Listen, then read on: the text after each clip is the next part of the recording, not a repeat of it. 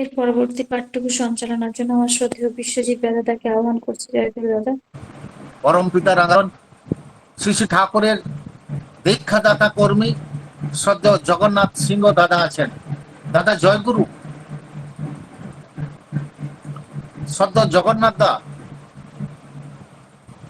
শ্রদ্ধেয় জগন্নাথ দা আছেন? জয়গুরু। দাদা আচ্ছা আচ্ছা, আমার এই ইয়েটা ডিস্টার্ব করছিল গো। প্রেমময় ঠাকুর আমার, তার চরণে প্রণাম। লক্ষ্মীমা জগজনী বড় মা আমার, তার চরণে প্রণাম। প্রধান আচার্যদের শ্রী শ্রী বরদার চরণে প্রণাম। বর্তমান আচার্যদের শ্রী শ্রী দাদা, তার চরণে প্রণাম। প্রত্যেকটা কাজে সহযোগিতা করছেন শ্রী শ্রী রবীন্দ্রা, তার চরণে প্রণাম। ঠাকুর বাড়ির সকলের চরণে প্রণাম। অনলাইনে উপস্থিত প্রত্যেক ঐশ্বরিক সত্তার চরণে প্রণাম। জয়গুরু, শুভেচ্ছা, ভালোবাসা জানিয়ে কিছু কথা বলার চেষ্টা করছি। আজ এমনই এক দিন, আমাদের এই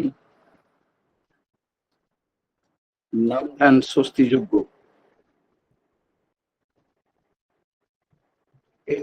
এক বছর আগে আমাদের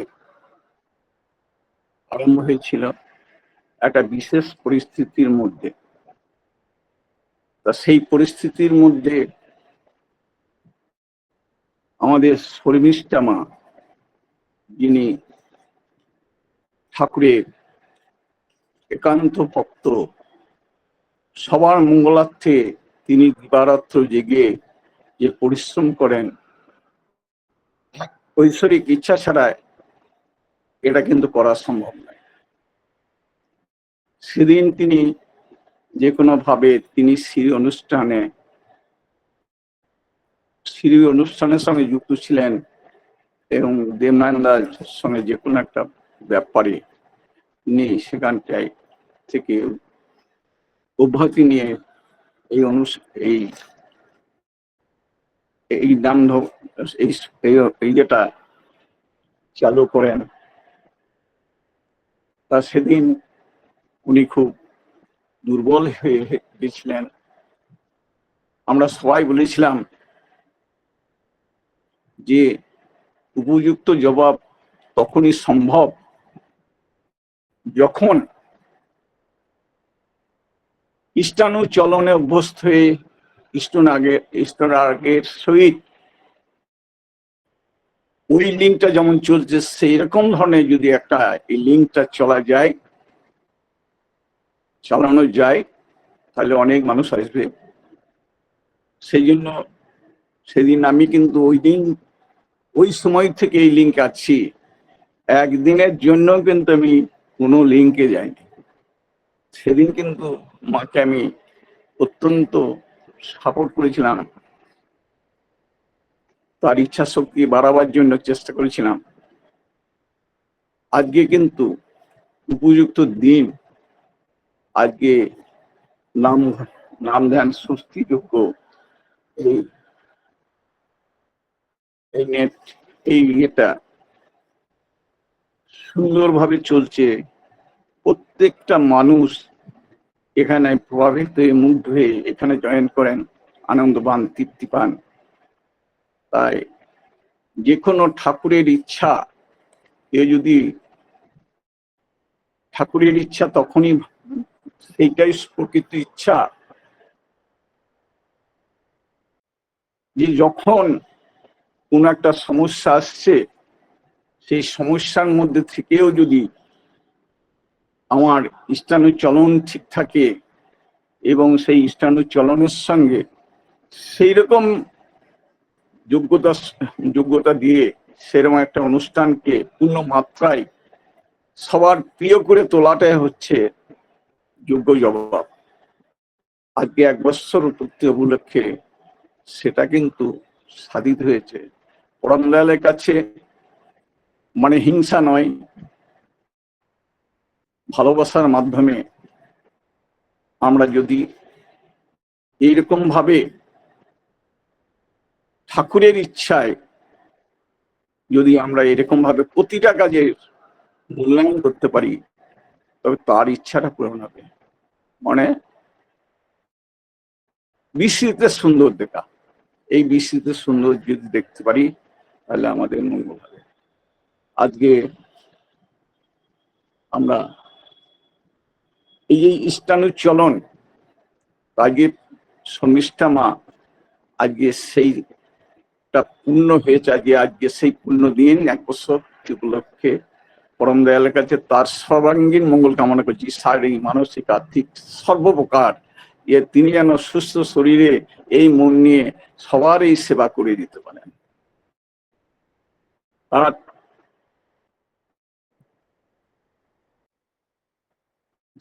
আজকে যে আমরা অনুষ্ঠানে এসেছি, অনুষ্ঠানের মেন ইয়েটা হচ্ছে যে আমাদের চলনটা হবে ইষ্টানুচলন, ধর্মটা হবে ইষ্টানুচলন, আর কর্ম হবে যজন যাজন ইষ্টিতি স্বস্তিনি সদাচার। ইষ্টানুচলন কেমন? মানে এক দাদা, তিনি তাদের সংসারে 2-1 ভালো পেনশন পান, ভালো মন্দ খান দান ইত্যাদি। তা তিনি প্রত্যেক দিনই ওইরকম ভাবে অভ্যস্ত হওয়াতে যজন যাজন ইষ্টিতি স্বস্তিনি সদাচার যে নিয়ম ঠাকুরে দীক্ষিত, সেটা কিন্তু পূর্ণ মাত্রায় না করার জন্য তিনি এমন ভাবে পঙ্গু হয়ে গিয়েছিলেন যে তার পায়খানাতে প্রস্রাব ফিরতে বা কোনো মুভমেন্ট করাটা খুব কঠিন অবস্থায় এসেছে। তিনি এইরকম ধরনের যখন তার মুভমেন্ট করা যাচ্ছে না, কঠিন অবস্থায় 3-4 জন মিলে পায়খানায় নিয়ে যেতে হচ্ছে, করতে হচ্ছে, তখন আচার্য দেবের শরণাপন্ন হলেন। আচার্য দেবের ফোনের মাধ্যমে যেটা তার কাছে এসেছিল বার্তা, সেটাতে বলছিল যে মানে জিপির কাজ করা, মানে অন্য মানুষকে প্রভাবিত করে সেই চলন অভ্যস্ত করে। ওই অবস্থায় তিনি কিন্তু বুঝতে পারেন নাই। যাই হোক, আবার গিয়েছিলেন আচার্যদেবের কাছে। সেখানটায় গিয়ে আচার্যদেব আবার ঠিক সেরকম কথা, তখন তিনি উপলব্ধি করলেন এবং তিনি বাড়ি এসে ওই অবস্থায়, যার সেরকম ধরনের অবস্থায় 3-4 জন মিলে তাকে এক একটা বাড়িতে এক এক দিন নিয়ে যাওয়া হচ্ছিল।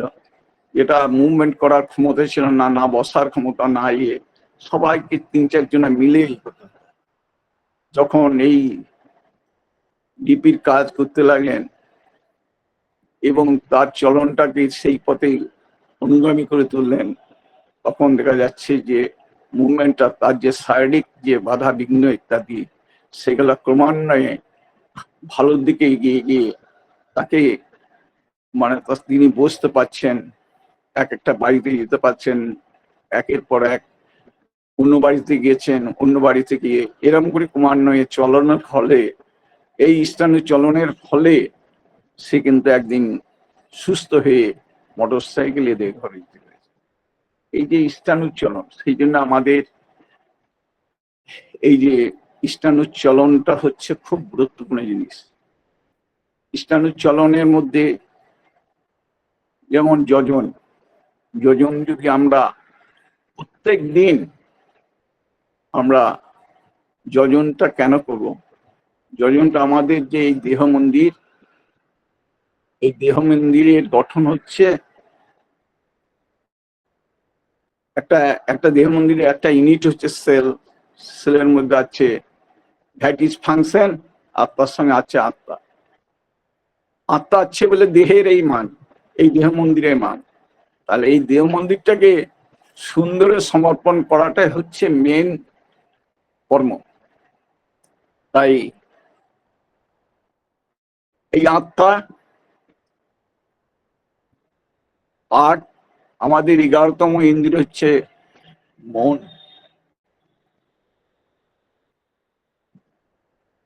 দেহ, মন, দেহ, মন আর আত্মা, এই তিনের সমন্বয় ঘটাতে গেলে, সমন্বয়ে যখন আমরা আজ্ঞাচক্রে তার মূর্তিটাকে স্থির করে যথা নিয়মে যখন আমরা পুরুষোত্তমের দীক্ষা নিয়ে যখন আমরা এরকম ধরনের চলতে অভ্যস্ত হব, প্রতিনিয়ত 8 ঘন্টা থেকে 1 ঘন্টা যখন নাম ধ্যান করবো দুবেলা, এবং মানে ধ্যান করব, অজপা নাম পজিটিভ ভাবে চলতে চেষ্টা করব, এরকম ভাবে, তখন আমাদের এই শরীর মন্দিরের মঙ্গল হবে। সেই জন্য এইটাকে কনসেন্ট্রিক করে যখন আমরা চলতে যাব, তখন আমাদের মূল হবে, তখন সবকিছু আস্তে আস্তে ফিরে আসবে। সেই জন্য সত্তা সচিদানন্দময়, অসৎ নিরোধী সতত হয়, সচিদানন্দের পরিপোষক যাতাই থাকবে। এই যে আমরা কঠিন কঠিন লোকের প্রকোপে পড়ি, আজকে আমাদের যে বিভিন্ন রোগ হলো, আজকে অ্যাপেন্ডিক্স, নেফ্রাইটিস, অ্যালবুমিনিয়াস বা ইরিথ্রোপ্লাস, হাঁপানি, বহুমূত্র, ডায়াবেটিস, এই যে রোগগুলো যদি যখন আমাদের শরীরের মধ্যে প্রভাব বিস্তার করে, তখন সে একটা কঠিন করে, ডায়াবেটিস যদি কঠিন অবস্থায় আসে, এই গ্ল্যান্ডের সিক্রেশন গুলো কম বেশি হলে, এটা শোষণ এবং সিক্রেশন যদি ঠিকমতো না হয়, তখন কিন্তু আমাদের শরীরে রোগের সৃষ্টি হয়, আস্তে আস্তে আমাদের ধ্বংসের দিকে এগিয়ে নিয়ে যায়। তাই আমাদের যদি এই ইষ্টানুচলন, নাম ধ্যান যদি সুন্দর থাকে, তাহলে কিন্তু আমরা সবটাই সুন্দর। আমাদের দেহের যে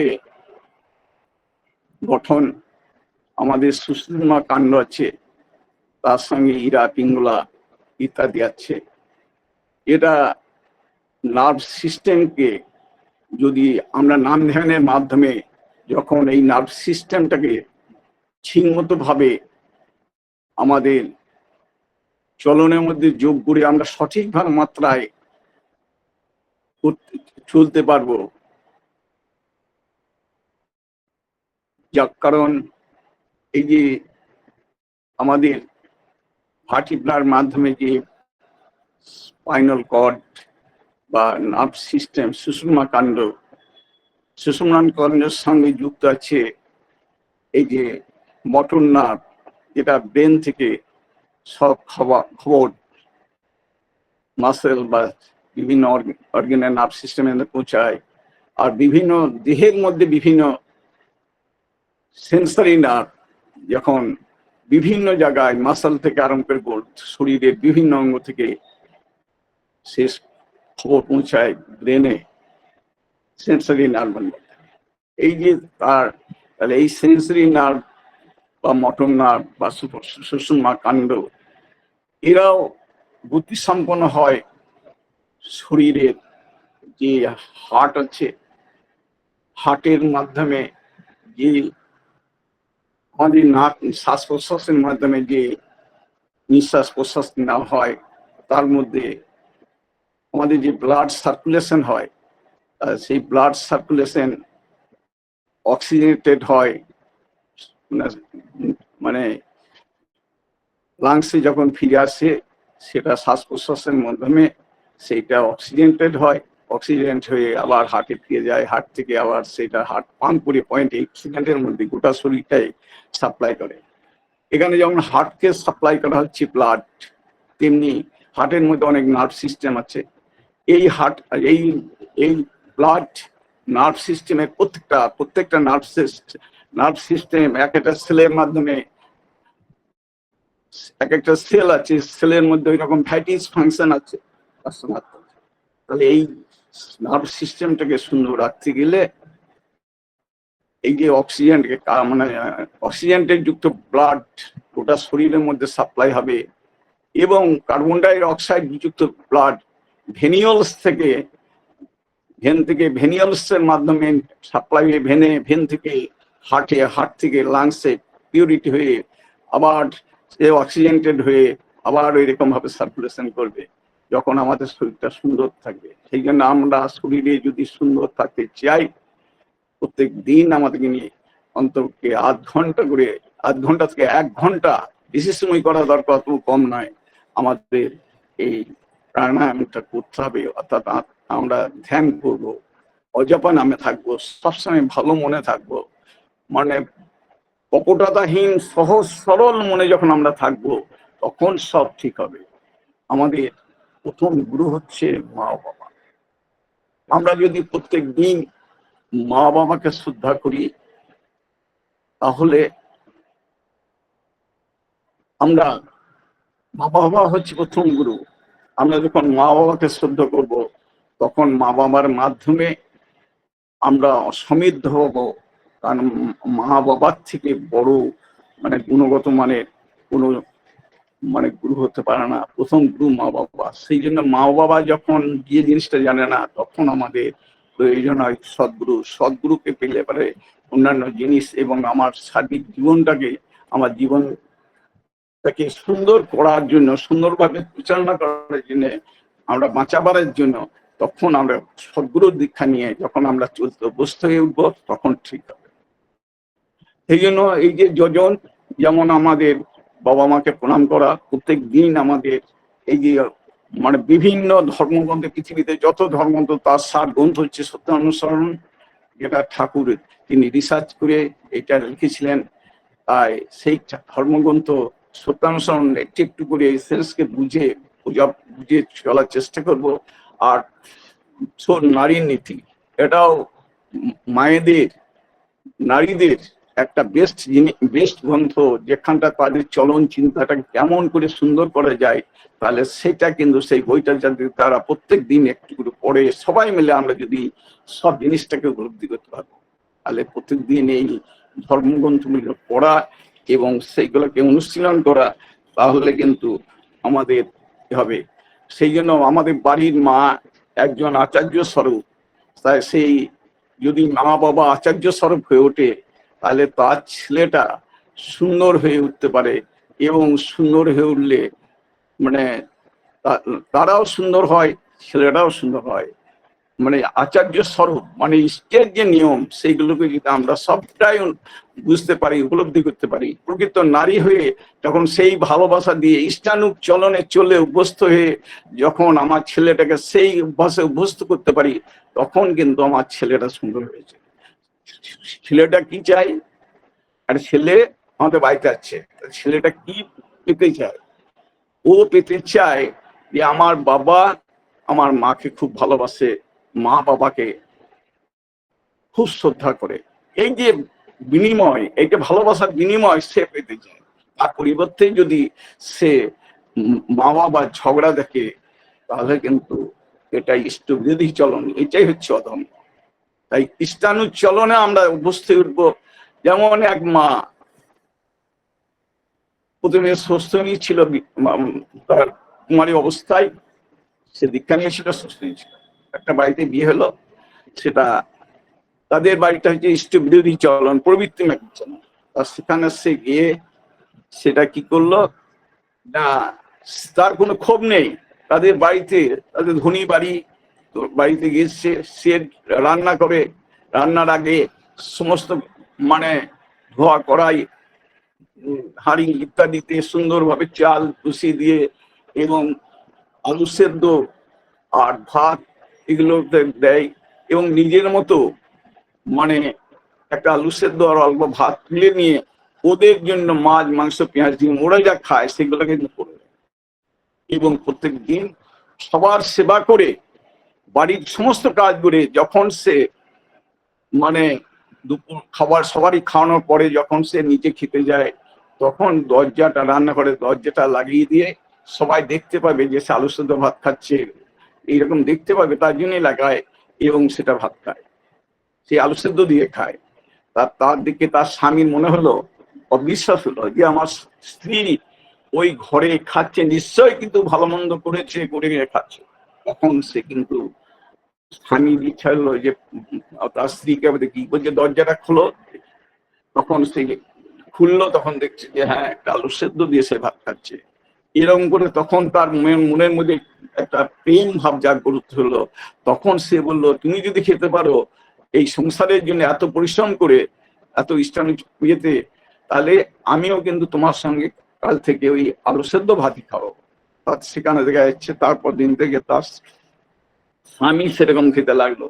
ও কয়েকদিন যাওয়ার পরে তার শ্বশুর মশাই মনে হলো যে আমার মানে ছেলে বৌমা তারাও কিন্তু এই যে দরজা লাগিয়ে প্রত্যেক দিন কি খাচ্ছে দেখার ইচ্ছা হলো। শ্বশুর মশাই দেখলো তারা দরজা খোল ইত্যাদি বলাতে তার দরজা খুললো, দেখলো যে আলু সেদ্ধ দিয়ে খাচ্ছে। তার শ্বশুর মশাইও ঠিক ওইটাই বললো যে তোমরা যদি খেতে পারো তো আমরা খাবো না কেন। এরকম করে তার শাশুড়ি দেওর ননদ সবাই কিন্তু প্রভাবিত হয়ে তারা কিন্তু সেই ইষ্ট চলনে নিরামিষ খেতে লাগলো। নিরামিষ খাওয়ার মাধ্যমে এই যে উচ্চতর চলন মায়ের ছিল তাদের কিন্তু সবাই কিন্তু পরায়ণ ভাবটা কেটে গিয়ে সবাইকে দীক্ষা দিল এবং সবাইকে কিন্তু ইষ্টানুচলনে অভ্যস্ত করে তাদের সুন্দর জীবনটাকে তাদের ফিরিয়ে দিল। একটা মা যদি এরকম ধরনের হতে পারে, একটা বাড়ি ঘিয়ের মধ্যে যদি এরকম ধরনের হয়ে উঠতে পারে, তাহলে আমাদের জীবনটা কিন্তু সর্বা মানে সুন্দর হয়ে ওঠে। আমরা চেষ্টা করবো যাতে এইরকম ধরনের আমাদের ইষ্টানুচলনে অভ্যস্ত হয়ে আমাদের জীবনটাকে যাতে আমরা ই করতে পারি। আর পঞ্চ মহাযজ্ঞ যেটা হচ্ছে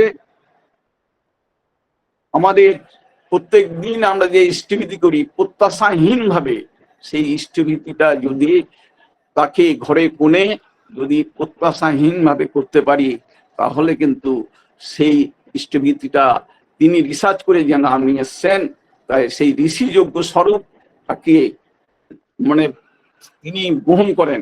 সেই ঋষি যদি প্রত্যাশাহীন ভাবে করতে পারি তিনি গ্রহণ করেন, তাহলে ঋষিযোগ্য হয়। সব দেবতার সমাহারে পুরুষোত্তমের সৃষ্টি, প্রত্যেক দিনই বিভিন্ন আমরা যদি প্রত্যাশাহীন ভাবে সেই ইষ্টভীতি করতে পারি প্রত্যেক দিন দেবযজ্ঞ হয়। পিতা মাতার প্রতি আমাদের কর্তব্য সেভাবে আমরা দেখাতে পারি না, যদি প্রত্যেক দিন মানে প্রত্যাশাহীন ভাবে যদি ইষ্টভীতিটা করি প্রত্যেক দিন পিতৃযজ্ঞ হয়। তাছাড়া প্রত্যেক দিন আমাদের কর্তব্য আছে, উদ্ভিদ জগৎ প্রাণী জগতের প্রতি কর্তব্য আছে। যদি আমরা প্রত্যাশাহীন ভাবে ইষ্টভীতি করি তাহলে প্রত্যেক দিন ওই ভূতযজ্ঞ হয়। আর প্রত্যেক দিন আমাদের নিযজ্ঞ হয়। কেমন করে না, আমাদের যে ইষ্টভীতিটা যায় সেখানটায় সেই ইষ্টভীতিতে মানুষের খাওয়ানো দাওয়ানো ইত্যাদি হচ্ছে, তার সঙ্গে আচার্য দেব যেটা উদ্বৃত্ত হয় সেটা বিভিন্ন জায়গায় সেই টাকাটা কাজে লাগায়। এটা নিযজ্ঞ হচ্ছে। তাই আমরা সেই চলনে অভ্যস্ত হয়ে যখন আমাদের জীবনটাকে সঁপে দিতে পারবো, আমরা নীরব হয়ে সর্বাত্মক সুন্দর হয়ে আমাদের এই পুরুষোত্তমের দীক্ষা নিয়ে আমাদের জীবনটা সুন্দরের দিকে এগিয়ে দিতে পারবো। আমরা সদাচার সম্পন্ন হয়ে যদি আমরা চলি তাহলে আমাদের জীবনটা শারীরিক মানসিক আর্থিক প্রবলেম আমরা জয়গুরু সবাইকে জয়গুরু নাকি করি আগে জয়গুরু সবাইকে। আমার সদ্য শ্রী শ্রী ঠাকুরের সপতিভিত্তিক শ্রদ্ধাভাজন জগন্নাথ সিংহ দাদা একটি কথা, মূল্যবান কথা বলেছেন। তার কথা হচ্ছে এতটুকু গভীরত্ব যাব না, তাইও একটি কথা বলেছেন যে সদাচার মেনটেন, এটা হচ্ছে আমাদের জীবনের ফার্স্ট প্রায়োরিটি। সদাচার যদি মেনটেন না করি, ঠাকুর বলেছেন যে সবাই যদি সব কিছু করতে পারতো সৎসঙ্গীতে যুক্ত হতে পারত। এই সৎসঙ্গটা এত সোজা কথা নয়, খুব কঠিন রাস্তা। বলা হয় যজন যাজন ইষ্টভীতি স্বস্তানি সদাচার বলে ফেলি, কিন্তু মানাটা এত সোজা কথা নয়। যে পেরেছে সে কিন্তু উৎপন্ন হয়েছে, যে পেরেছে তার সংসার কিন্তু শান্তিময় করতে পেরেছে। দাদার দীর্ঘায়ু কামনা করি, পরম পিতার আকারে উজ্জ্বল আপনার পরিবার পারিপার্শ্বিক সবারই ইষ্টচ্ছল মঙ্গলের জন্য প্রার্থনা করি। সবাইকে সবারই মঙ্গল কামনা করি। জয় গুরু দাদা। আপনি থাকেন, প্রত্যেক দিন থাকেন। প্রত্যেক দিন আমি উপস্থিত হতে পারিনি, কিন্তু আমার মেন দিনে